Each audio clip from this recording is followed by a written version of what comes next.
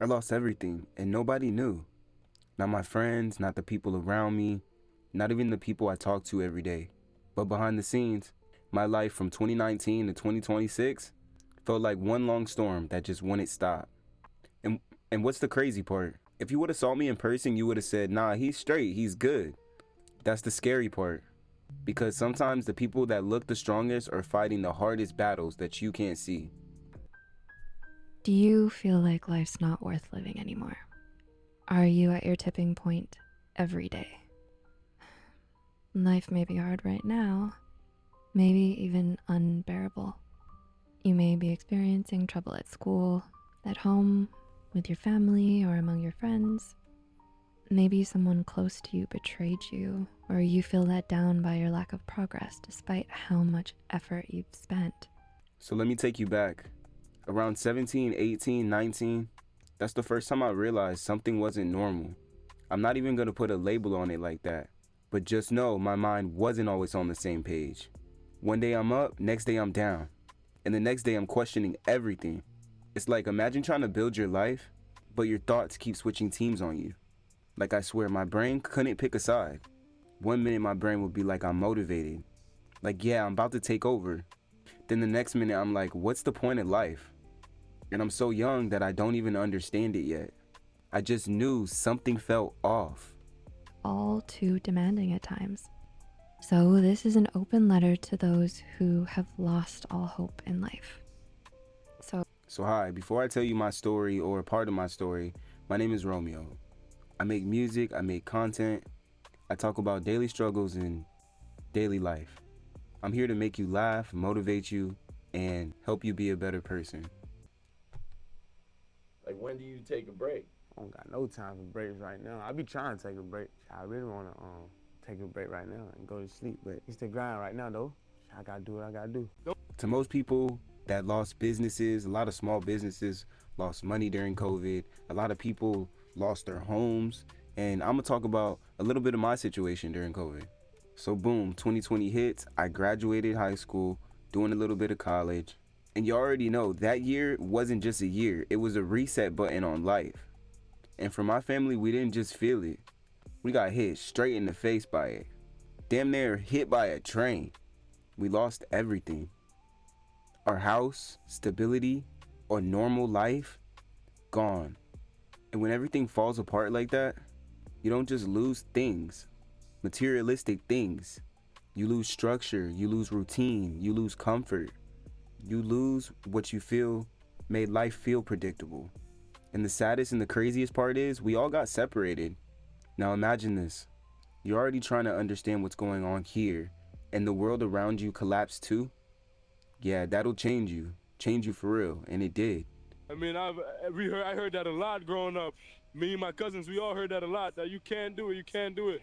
Man, I'm telling you, you have confidence in yourself, you have faith in yourself, and in the Lord, man. I promise you, you're gonna be just fine. Doubt is such a strange thing. I mean, there'll be times where you succeed and there are times that you fail. So wasting your time doubting whether you're going to be successful or not is pointless. It is. I mean, you just put one foot in front of the other. You control what you can't control, and then you see what the outcome is.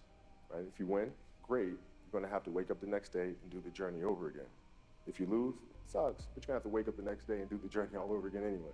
So now it's just me and my thoughts. And I had to learn how to function. They had me trying different things, trying to balance my mind, trying to stay steady. And I'm not gonna lie, I got better. But I felt numb, really numb. Like, yeah, I was okay, but it wasn't me. I wasn't excited, I wasn't fully happy, I wasn't fully sad either. I was just there. You ever felt like that? Like you're alive, but you're not really living. Like your emotions are on airplane mode. At one time or another, believe that you can be great at that. And then you work to get great at that, and you reach that greatness. But you don't mistakenly become great. And then you start to believe, oh man, I'm great at that. No, you believed that before, and you work to get that. So I always believe that. And the part that most people don't really talk about is when you're going through something mentally, your dreams change too. And I'm not talking about goals, I'm talking about when you go to sleep. My dreams started getting weird, dark, and confusing. Like, even though I was sleeping, my mind didn't even rest anymore. So now it's starting to feel like I can't even escape it in real life, and it gets worse and I can't escape it in my dreams either. That's when I realized this wasn't a phase. This was something I'm gonna have to live through, learn how to get through, and find myself again. It's not funny anymore. It's gotta happen. What'd you say? It's not funny. So what did I do? I got real quiet. I started being alone. And let me say this clearly. Being alone is not the same as being lonely. Being alone is where you reconnect with yourself. And that's where I started finding God again. Not in a loud way, not in a look at me way, but in a real God, I need help and I don't understand what's happening type of way. And slowly, piece by piece, I started rebuilding what I knew could come back to me all along. This is your choice. You can do whatever you want. Your time's gonna come, but you cannot give up, you know. And this give me like crazy motivation. A lot of people ask me, you proud of something? I'm very proud of. I never give up. Then life starts to shift again. My brother's about to have a baby. I got a new crib. There's hope, responsibility, and purpose. So I started moving different. I step up, I get into management. Now I'm working, growing, and leveling up. On the outside, I look like I'm winning. Promotion coming, money coming, progress showing. But on the inside, I'm still carrying everything I never talked about. And life didn't slow down. It just kept coming. People in and out of jail, family dealing with real stuff.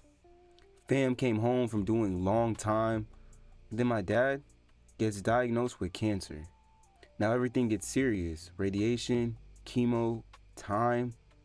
And it's scary and sad because you don't know what's gonna happen and you have all these responsibilities and it happens really fast.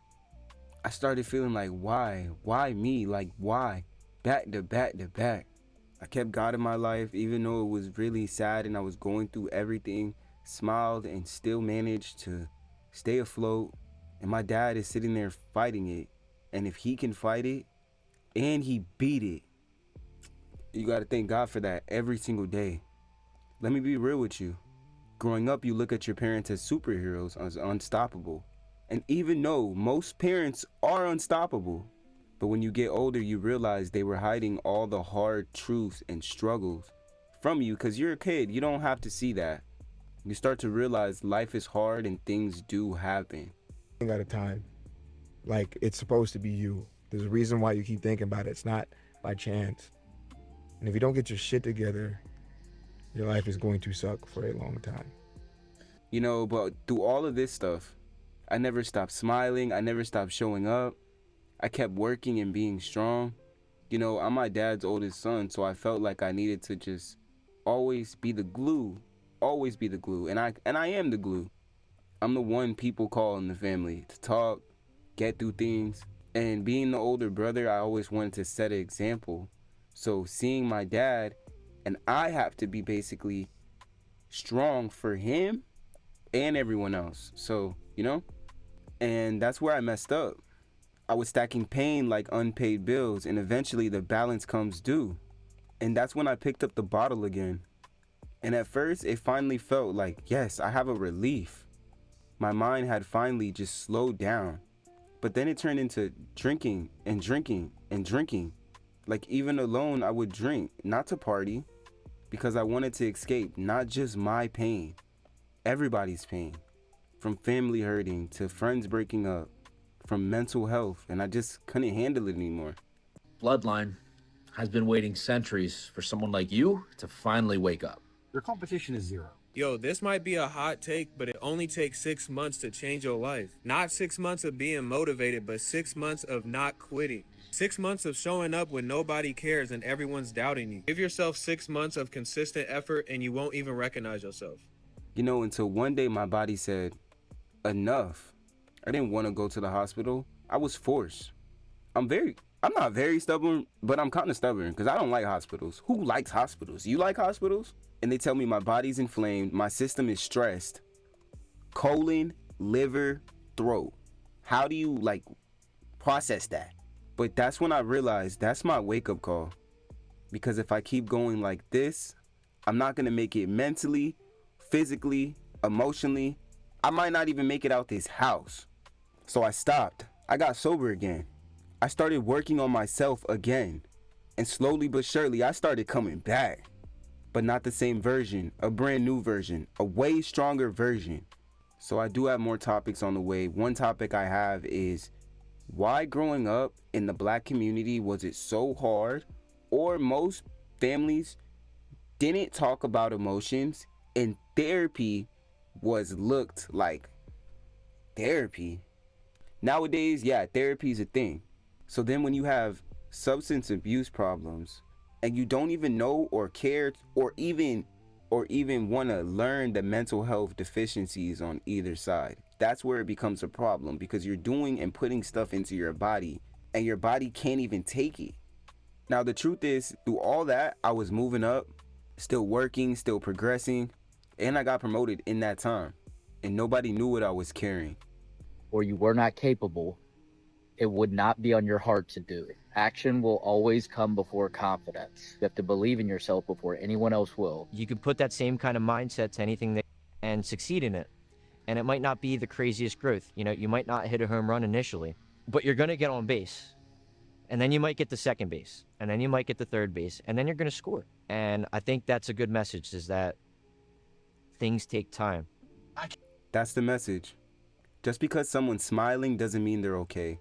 Just because you look okay today doesn't mean you are. And if you're watching this right now and you feel like you're losing everything silently, just listen to me. You're not done. You're just in a new chapter, moving to a new chapter. And chapters change. I'm living proof. I lost everything and nobody knew. But if I'm still here and if I can keep going, so can you. You're going to have ups, you're going to have downs. You know, the best times I remember growing up was when me and my family were really, really broke. Like, we were rich at one point and then broke. Like, life happens, you know what I'm saying?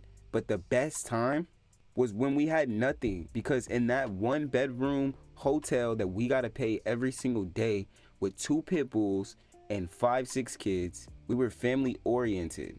And I just don't think a lot of people care about that anymore. Like, I swear, me and my brother talk about that all the time. We were in a 1-bedroom hotel, really, really happy. You don't need materials to be happy. You just need the people around you to actually have a foundation and love. So when I have a kid, I'm gonna try my best to be a gentle parent, which sounds crazy, I know. And I'm gonna try my best to make my kids go outside. I had a moment I realized that my little brother got a bike for Christmas, never rode it.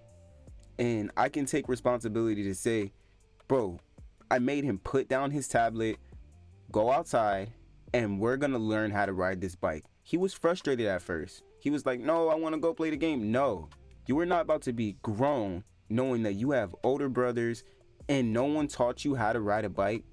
So now you have to stop thinking it's society or life and start realizing it's you. To the top. I cannot wait to see their face when you make it to the top, bro. Your time is coming, bro. You've been posting content, you've been putting yourself out there, you've been building your personal brand. Bro, keep going. You about to level up. While everybody else, they already probably up top right now, they probably already got the money, they already got the fancy cars and all that shit, but your time is coming. And their face is gonna be priceless. They gonna be like, oh shit, I didn't know he was like that. Time is coming. They doubted you and they didn't believe you. Don't let what you go through turn into what you become. Use it to build what you're supposed to be. It's your boy Young Vaughn. Man, I hope you appreciate the video, man. Like, if you were actually paying attention to the stuff I was saying, then you actually understand my B-roll clips and you understand my mind. I hope that you enjoyed the video. It's your boy Young Rome. I'm gonna have 2, 3, 4 drop in, and this is all original content. So if you could, please drop me a like, drop me a subscribe. Love you. Be safe. Keep your blessings in your life and always do you. Put yourself first. It's your boy Young Vaughn. Peace. Brand new waist and a brand new coupe on a brand new day with some brand new racks, and I can't come stay.